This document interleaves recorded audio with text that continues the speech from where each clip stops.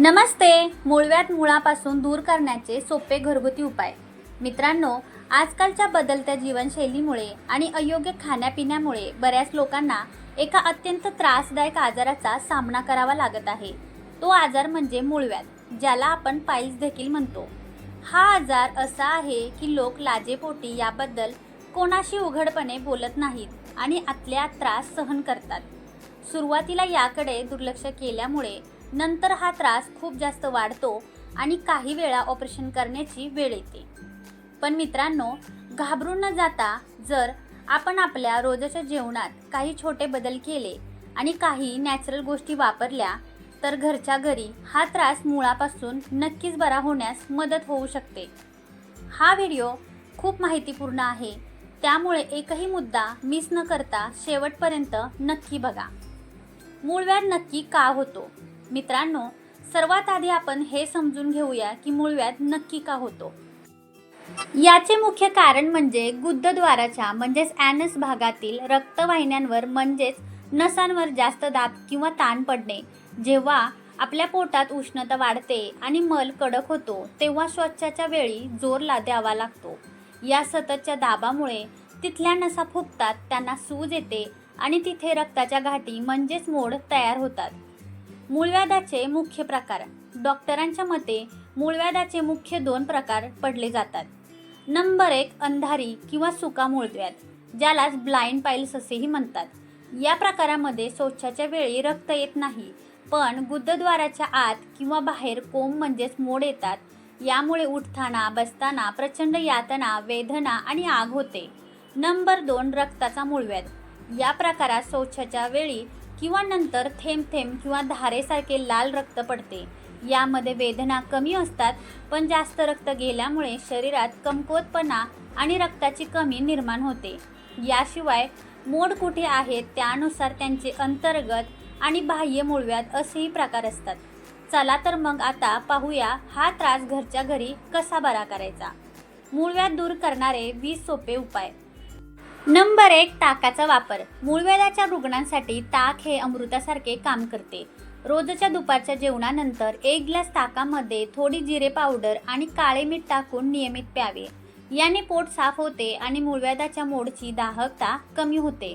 Number 2, सुरणकंद म्हणजेच elephant फूट yam. आयुर्वेदात सुरणाला मूळव्याधाचा शत्रू मानले गेले आहे. सुरणाची भाजी किंवा त्याचा कंद नियमित जेवणात वापरल्याने आतड्यांची ताकद वाढते.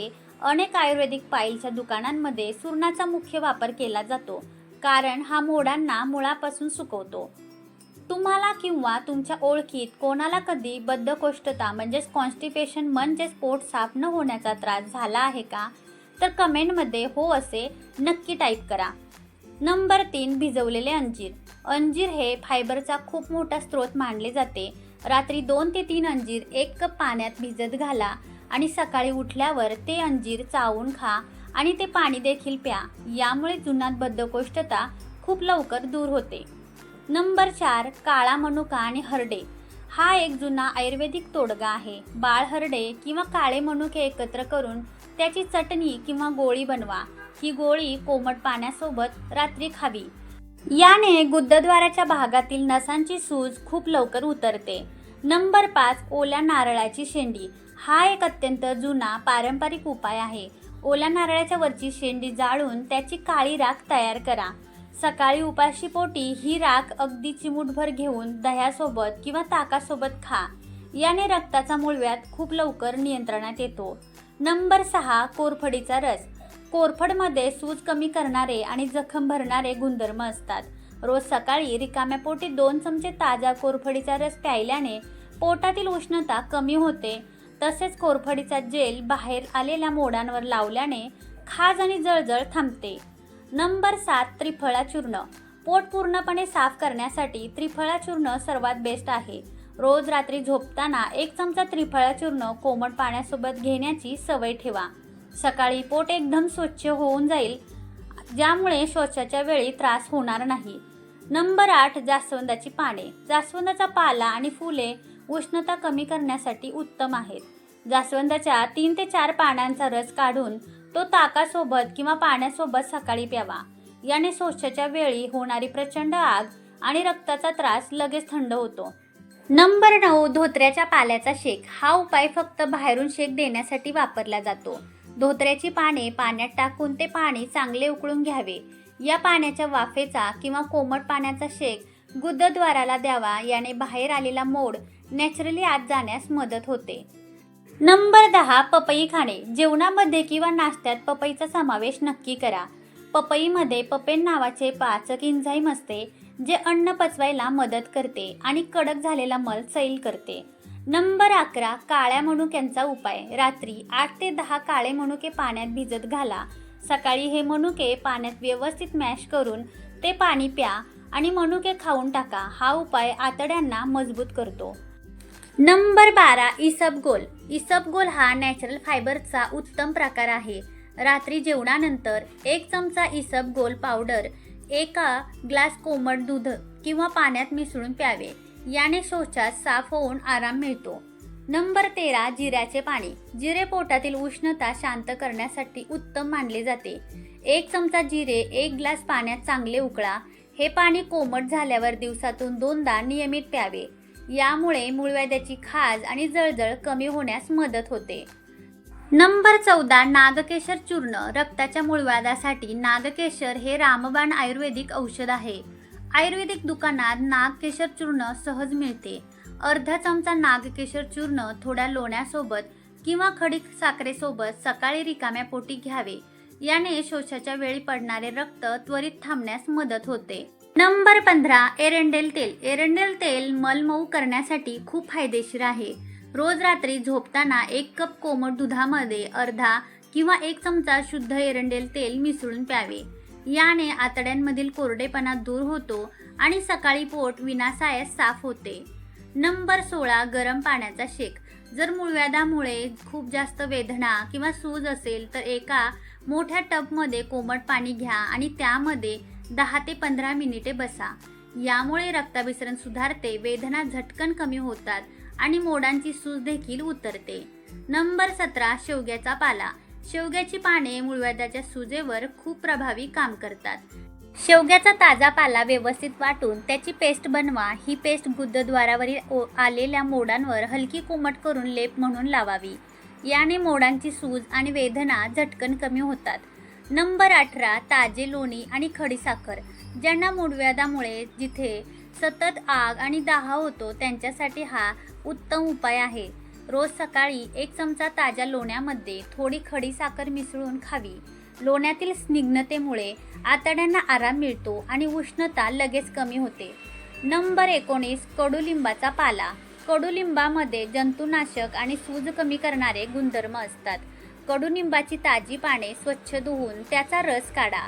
हा रस 1 ते 2 चमचे सकाळी रिकाम्या पोटी प्यायल्याने मूळव्याधाचे मोड सुकू लागतात आणि पाल्याची पेस्ट मोडांवर बाहेरून लावल्याने जळजळ थांबते. नंबर 20, भरपूर पाणी पिणे. मूळव्याध होण्याचे मुख्य कारण म्हणजे शरीरातील पाण्याची कमतरता. दिवसभरात कमीत कमी 3 ते 4 लिटर पाणी आवर्जून प्यावे. पाण्यामुळे आतड्यांची हालचाल सुधारते आणि मल मऊ होण्यास मदत होते. मूळव्याध होऊ नये असे वाटत असेल तर या चुका करू नका. मित्रांनो, आता आपण उपाय तर पाहिले, पण जोपर्यंत आपण मूळ कारणे थांबवत नाही तोपर्यंत हा आजार पूर्णपणे बरा होणार नाही. त्यामुळे खालील गोष्टी त्वरित टाळा. नंबर 1, जेवणात फायबरची कमी. आहारात पालेभाज्या, फळे आणि तृणधान्य कमी असल्यास मल कडक होतो आणि श्वासाच्या वेळी जोर द्यावा लागतो. यामुळेच मूळव्याध होतो. नंबर 2, जास्त वेळ एकाच जागी बसणे. ऑफिसमध्ये किंवा दुकानात तासनतास एकाच जागेवर बसून राहिल्याने गुदद्वाराच्या नसांवर जास्त दाब पडतो आणि मोड येतात. नंबर 3, जास्त तिखट आणि मसालेदार खाणे. रोजच्या जेवणात अति प्रमाणात लाल तिखट, गरम मसाले आणि बाहेरचे जंक फूड खाल्ल्याने पोटात उष्णता वाढून मूळव्याधाचा त्रास झपाट्याने वाढतो. नंबर 4, शौचाच्या वेळी बळजबरी करणे. पोट साफ नसताना सकाळी संडासमध्ये जास्त वेळ बसून जोर देणे अत्यंत धोकादायक आहे. याने नसा फुगून रक्त येण्यास सुरुवात होते. नंबर 5, पाण्याचे कमी प्रमाण. दिवसभरात खूप कमी पाणी पिणे, चहा कॉफी जास्त पिणे याने शरीरात ड्रायनेस वाढतो. हे पदार्थ खाणे टाळा. मूळव्याधीचा त्रास वाढवणारे पदार्थ. Number 1, bakery products. मैद्यापासून बनवलेले पदार्थ जसे की ब्रेड, पाव, बिस्किटे आणि टोस्ट पूर्णपणे बंद करा, कारण मैदा आतड्यांना चिकटून राहतो. नंबर 2, जंक फूड आणि तळलेले पदार्थ. पिझ्झा, बर्गर, समोसे, वडापाव आणि जास्त तेलकट पदार्थ खाणे लगेच कमी करा. नंबर 3, अति तिखट मसाले. लाल मिरची पावडर आणि अतिउष्ण मसाल्यांचा वापर स्वयंपाकात कमी करावा. अत्यंत महत्त्वाचे मित्रांनो, हे उपाय सुरुवातीच्या स्टेजला म्हणजेच पहिल्या आणि दुसऱ्या स्टेजच्या मूळव्याधासाठी अत्यंत प्रभावी आहेत.